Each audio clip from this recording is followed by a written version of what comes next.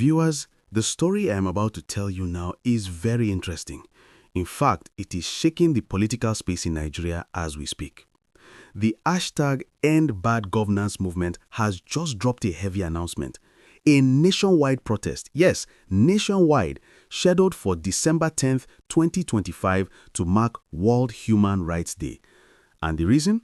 According to Sahara reporters, the organizers emphasize that repression is on the rise, democratic rights are disappearing, and the Tinubu administration has allegedly taken Nigeria backward instead of forward. My people, this matter is serious. Let me break it down for you the way I always do, so you understand not just the headlines, but the full gist, the context, the implications, and the message behind this protest call.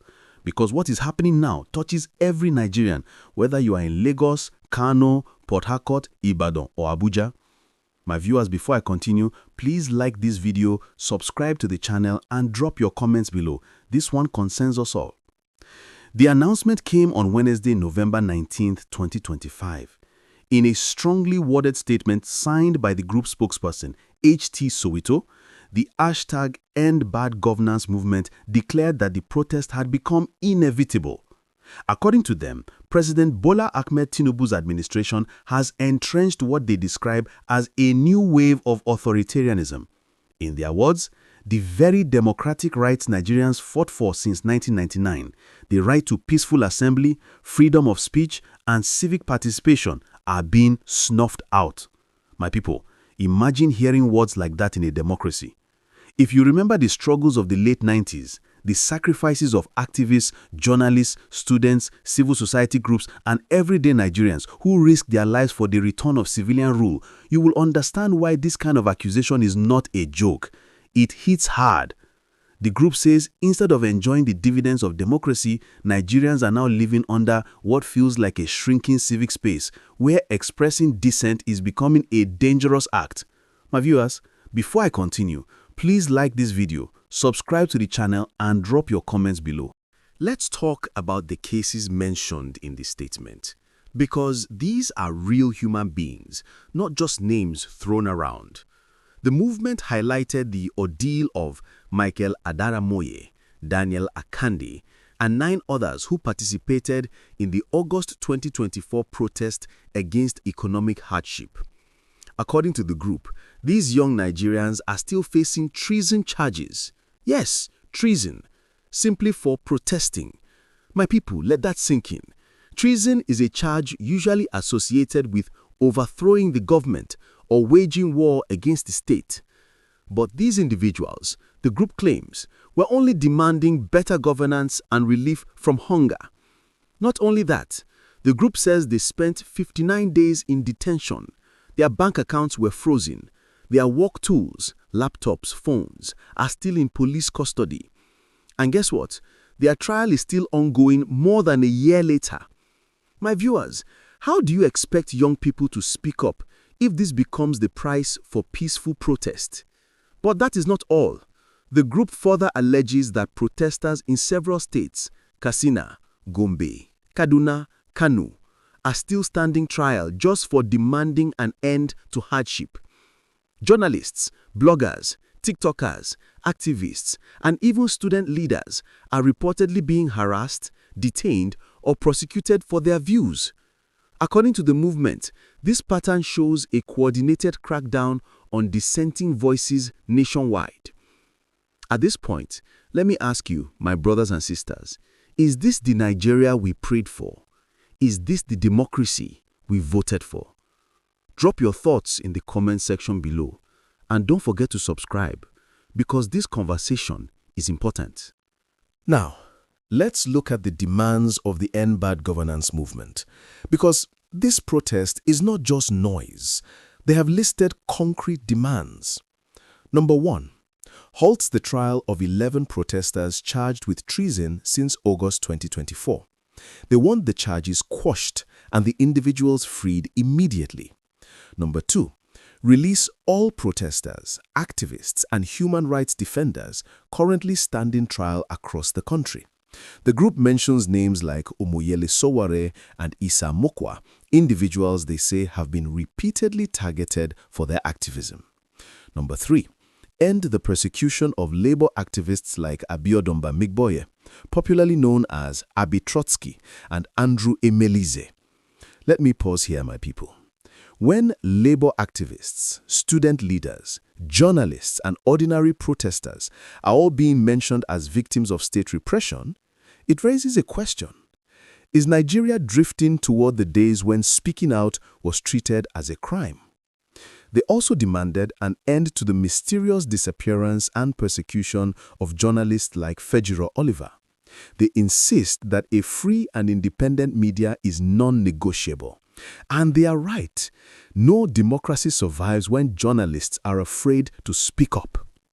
My viewers, before I continue, please like this video, subscribe to the channel, and drop your comments below.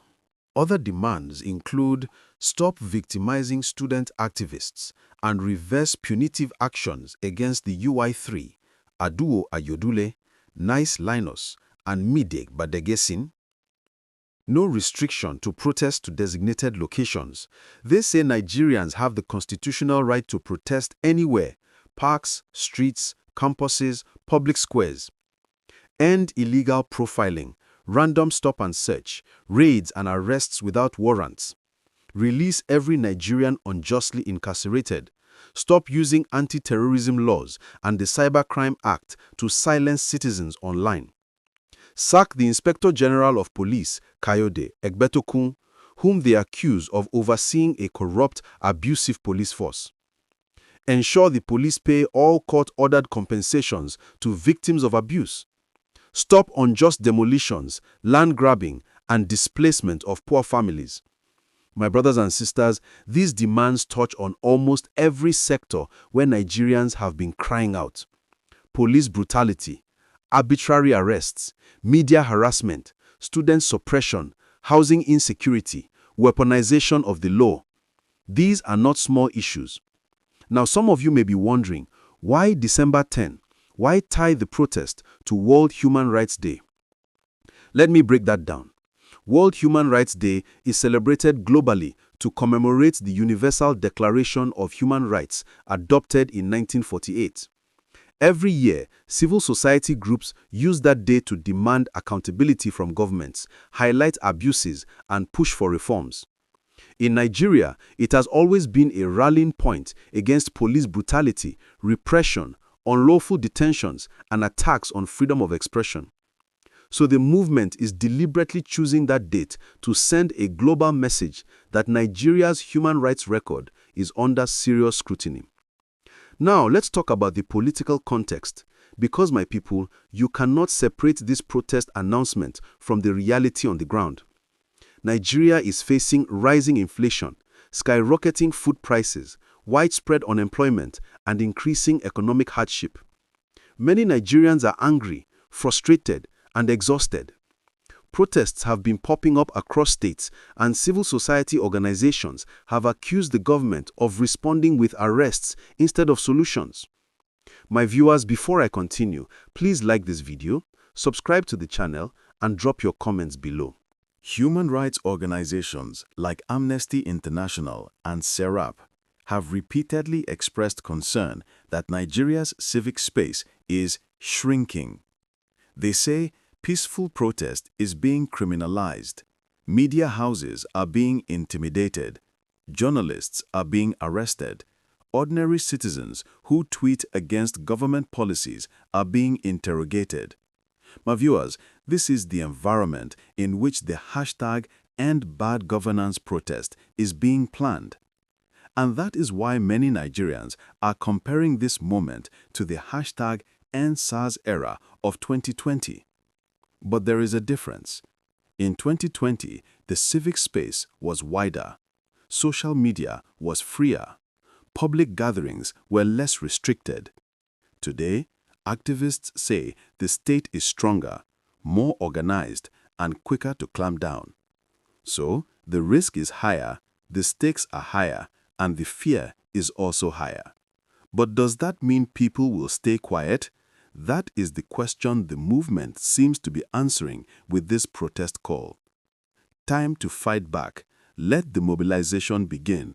That is how they ended their statement. My people, That is a bold declaration. Now, let's analyze what this means for the Tinubu administration. Because whether the government likes it or not, a nationwide protest on World Human Rights Day will draw international attention. Global media will cover it. Diaspora groups will join online. Human rights groups will issue statements. And if there is any violent crackdown, even one, it will damage Nigeria's image globally. This is why the government has tough decisions ahead. Will they allow the protest peacefully? Will they try to suppress it? Will they open dialogue with the movement? Or will they pretend nothing is happening? Your guess is as good as mine. But history tells us that ignoring dissent never makes it disappear. It only makes it grow underground. Before I continue, please like this video, subscribe to the channel, and drop your comments below. My brothers and sisters, imagine being a young Nigerian today, struggling with unemployment, high food prices, poor wages, broken institutions, and a government that appears distant. Imagine watching fellow youths arrested for protesting hunger. Imagine journalists disappearing. Imagine bloggers being charged with cybercrime for criticism. These things create fear at the individual level and anger at the societal level. This is why movements like #EndBadGovernance resonate with people. They speak to frustrations bottled up for too long. And when frustration meets mobilization, change, whether peaceful or disruptive, becomes inevitable. So, my people, the big question is this: will this protest lead Nigeria toward reform, or will it deepen our divisions? Will it open a new chapter of accountability, or will it trigger another confrontation between citizens and the state? As we watch events unfold, one thing is clear. Nigeria is at a crossroads. The people are demanding their rights. The government is insisting on order. And December 10th, 2025 is shaping up to be a defining moment. Tell me, my viewers, what do you think? Do you support the protest? Do you think it will make a difference? Should the Tinubu government meet the demands, open dialogue, or stand its ground? Drop your thoughts in the comments below. And please don't forget to like this video, subscribe, and share with your friends. Because in the end, my people, whether it is protest, policy, or political power, what Nigerians want is simple: freedom, justice, and a government that listens. May we live to see that day.